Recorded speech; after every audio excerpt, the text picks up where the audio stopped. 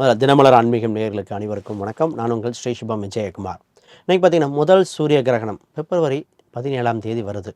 இது பார்த்திங்கன்னா நம்ம இந்தியாவில் ஃபஸ்ட்டு தெரியல. ஆனால் கிரகணங்கள் ஒவ்வொரு காலகட்டத்திலும் வாழ்வில் ஒரு சேஞ்சிங் பாயிண்ட். இந்த வருஷம் ரொம்ப ரொம்ப முக்கியங்க. மாசி மாதத்தில் 2 கிரகணம் வருது. சூரிய கிரகணம் கேள்வியாக வந்தது.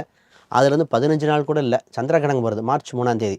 இப்போ சூரிய கிரகணம் சந்திர கிரகணம் இரண்டும் பக்கத்தில் வருகிற இடைப்பட்ட நாட்கள் எல்லாம் தோஷ காலமாக வேலை செய்கிறது. இப்போ சுபமுகூர்த்தங்கள் போடலாமா, முக்கிய முடிவுகள் எடுக்கலாமா, ரொம்ப கவனமாக இருக்கணும்.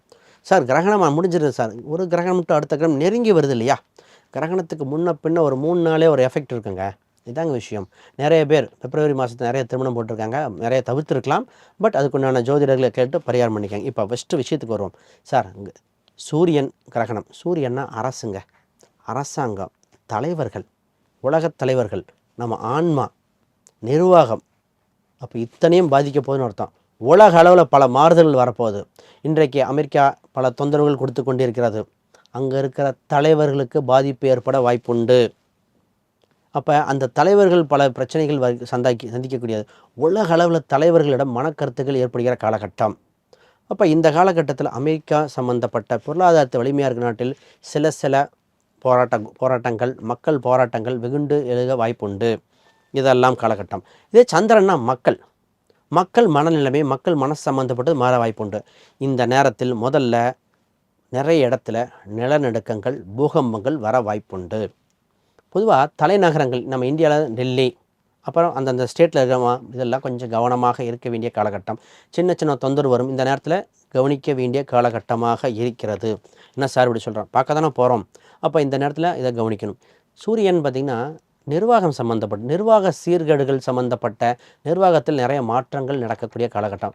கம்ப்ளீட் சேஞ்ச், லா நிறைய மாறக்கூடிய விஷயங்களாக இருக்கிறது. உலக அளவில் நிறைய மாற்றங்கள் ஏற்படும் காலகட்டம். இந்த விஷயம் ஏன் இவ்வளோ? அதே மாதிரி சந்திரகிரகணம் மனசு சொல்லியிருக்கேன், தண்ணீர், திரவம்.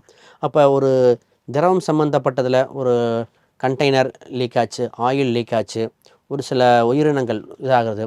குறிப்பாக என்னோடய கணிப்பு பார்த்திங்கன்னா திருச்செந்தூர் இது போன்ற அந்த வட்டார பகுதியில், திருச்செந்தூர், ராமேஸ்வரம், இந்த வட்டார பகுதியில் கடல் உள்வாங்க வாய்ப்புண்டு.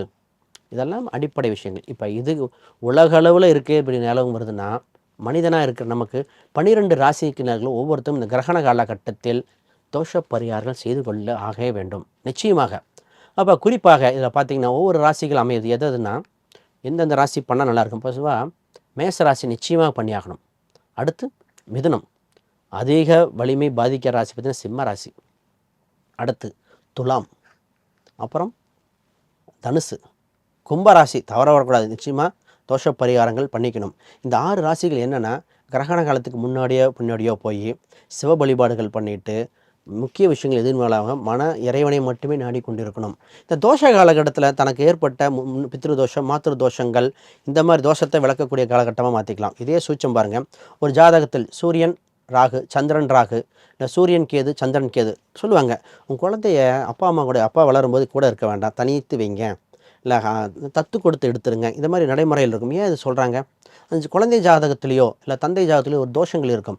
அப்போ தோஷமுள்ள ஜாதகத்துக்கு தீர்வாக சிவாலயங்கள், நீர் உள்ள ஸ்தலத்துக்கு சென்று அந்த தோஷ பரிகாரங்கள், சாந்தி பரிகாரமான கிரகண தோஷ பரிகாரங்கள் செய்துவிட்டால் நிச்சயமாக இருக்கும். இந்த நேரத்தில் குழந்தை முக்கிய முடிவுகள் எதுவும் எடுக்க வேண்டாம். இந்த குறிப்பிட்ட காலகட்டத்தில் சார் இடம் கட்டுறேன், வீடு கட்டுறேன், திருமணம் சம்மந்தப்பட்டது பண்ணலாமா, புது தொழில் ஆரம்பிக்கலாமா, இதெல்லாம் தவிர்ப்பது நலம். இந்த 15 நாள் விட்டுட்டு மற்ற நாளை பார்த்துக்கலாம். மாசி மாதம் இறைவனுக்காக விட்டுவிட்டு இன்று அது ஃபுல்லும் அனுபவத்துக்காக, அறிவியலுக்காக மனதை மட்டும் பண்ணிக்கங்க. கிரகணம் சூரியனை மறைக்குது அப்படின்னு சொல்லும்போது, சந்திர கிரகணம் சந்திரனே கண்ணுக்கு தட்டுப்படலன்னு சொல்லும்போது, மனிதனாக பிறந்த நம்ம மனநிலைமைகள் எப்படி இருக்கும்? இது முக்கியமான காலகட்டம். நீங்கள் எழுதி வைத்துக் கொள்ளுங்கள்.